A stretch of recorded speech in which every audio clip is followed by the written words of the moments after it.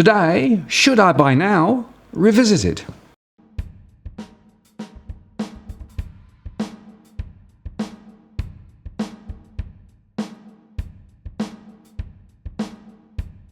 Hello again, I'm Martin North, the Principal Analyst at Digital Finance Analytics. We get a steady flow of questions from those who read our research or follow our posts. But one question more than any other we get is, should I buy property now? Now, many cite the real estate industry claims that now is a great time to buy as prices have fallen and interest rates are low. But is it really? So today we're going to explore that question again. Now, we made a show about this last year, but are things different now? And an important caveat, this is not financial advice and is simply my opinion based on my own research and surveys. Your mileage may vary. And of course, the market is different across states and locations. And by the way, if you value the content we produce, please do consider supporting our efforts. You can make a one-off donation via PayPal, here's the link, or consider joining our Patreon program. Again, here is the link. We really appreciate your support to help us continue to make great content. The links are also in the comments below. Now, should I buy now is an important question, given that home prices appear to be falling quite fast, yet housing in Australia is still unaffordable, as the recent Demographia report showed. Banks have tightened their lending standards under regulatory pressure. Net rental streams are looking pretty stressed. Many households are under severe financial pressure, and mortgage interest rates are still likely to rise independent of the RBA. Now, of course, we have a generation of home buyers and prospective home buyers who have only ever seen home values rise until now. And if you are in the property owning system, it has become a significant source of wealth creation, amplified if you are a property investor, and assisted by ultra-low interest rates, tax breaks and other incentives. But the good times will not necessarily continue to roll. Already, around 10% of households are in negative equity, as I discussed recently on 60 Minutes. So, to decide if now is a good time to buy, consider these questions. First, why do you want to buy a property at all? Until recently, our survey showed that the number one reason to buy was capital appreciation and wealth building, with finding somewhere to live a poor second. But now, if you are wanting to buy to grow wealth, we say be careful, as the market dynamics are changing and it's likely prices will slide. Also, there may be changes to negative gearing under a Labour government, and property investment mortgage rates are likely to rise while rental streams are not. So more investment properties on a cash flow basis will be underwater. At the moment, there are much better returns from the buoyant stock market, although of course that may change. Remember that home prices crashed by 40% in Ireland, 35% in the USA and 25% in the UK after the GFC. So prices can go down as well as up. Property is not, repeat, not a one-way bet.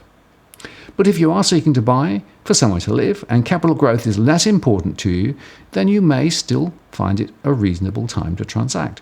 Prices are already down and many sellers are accepting deeper discounts from the asking price to make a deal. And in addition, if you're a first-time buyer, there are still state incentives and really low mortgage rates available. But remember, you are still buying into a highly unaffordable market, and the capital value of your property may fall. This could turn into a paper loss, and indeed, should you really need to sell, a real financial hit. The way a mortgage works is you put in a deposit and the bank lends the rest. But in a falling market, it is your deposit which is eroded.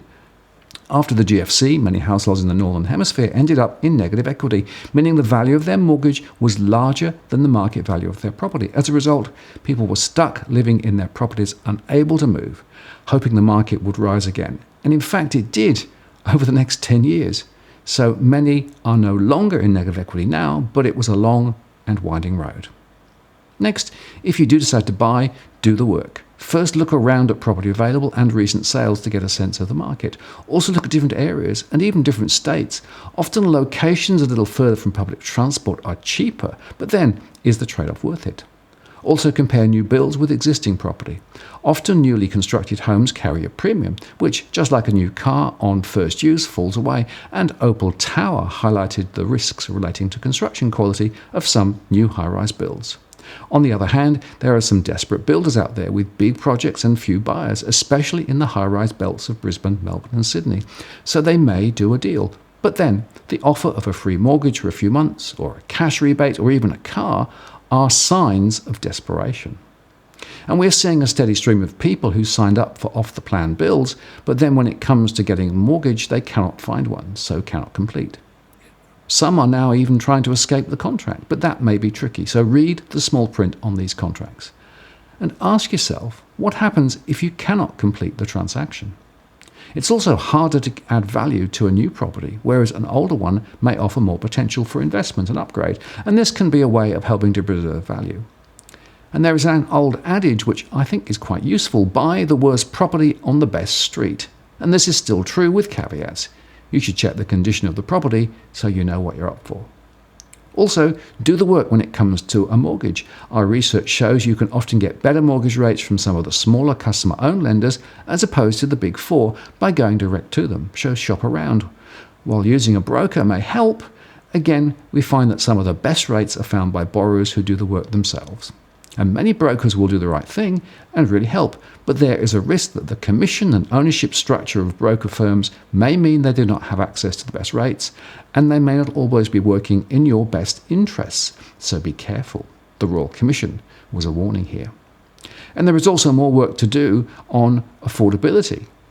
A lender will make an offer of a mortgage based on your financial details as contained in the application and supporting evidence. Remember, lenders want to make a loan. It's the only game in town in terms of their profitability. But there is evidence that some lenders will offer a bigger loan by using more aggressive living expenses and income assumptions. That said, the industry is getting more conservative with lower allowable loan-to-value ratios and some income categories now reduced. And so they will demand at least 6 months of history and evidence generally. But just because the lender says you can have a loan does not mean you should get a loan. The lender is looking at the risk of loss from their perspective, not yours. If you have a large deposit, then the bank can assume that capital is available on default to recover their mortgage. Remember, in Australia, you cannot just walk away and return the keys. The liability stays with you.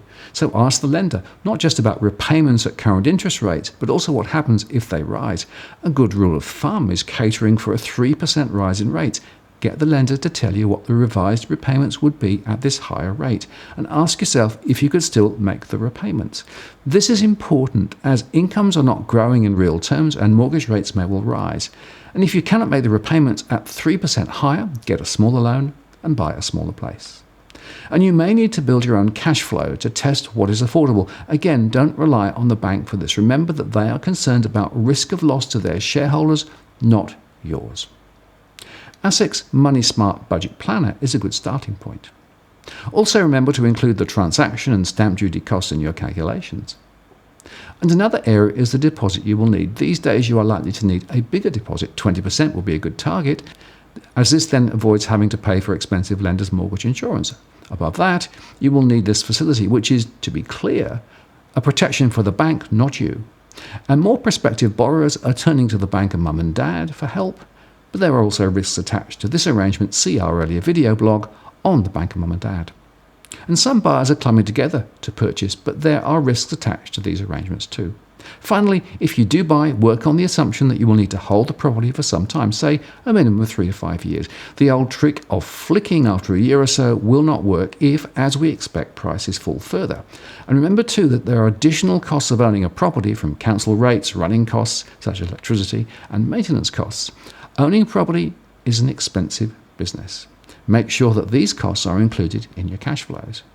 So what's the bottom line? If you're wanting to buy to put shelter over your family's head and can afford the mortgage and are willing to accept a risk of loss of capital, then do the work and it might be the right time to buy. A capital gain is by no means certain in the current climate, but if you are looking at property as a wealth building tool, I think you might do better to hold off, as prices are likely to slide further and the costs of an investment mortgage are on the rise. Even areas around Hobart and Adelaide, where value is better at the moment and prices have risen more recently, are not without risk now. In fact, though, the only reason I can see to transact in this case is to lock in a negative gearing arrangement now before the next federal election. But then that seems to me to be a long bow, and our modelling suggests that the removal of negative gearing will only have a minor impact on the market. There are a bunch of other more compelling reasons to think the market will fall. So in summary, whatever type of borrower you are, do the work and be very careful. Sure, prices may rise, but they can also certainly fall, and a mortgage could just be a noose around your neck. And before I go, a reminder that our next live stream event is now scheduled for Tuesday the 19th of February at 8 p.m. Sydney time. Here is the link to the reminder, and you can ask a question live or send them to me beforehand via my blog. The link is in the comments below. I look forward to seeing you there. And as always, if you like what you've seen here today, please share and like the post and add a comment or question. I read them all. And if you want to join the growing band of subscribers who receive alerts when we release new posts, do subscribe now by hitting the subscribe bell. And if you have already subscribed, many thanks. I really appreciate your support and participation. I'm Martin North, the principal analyst from Digital Finance Analytics. Many thanks for watching, and I'll talk to you again next time.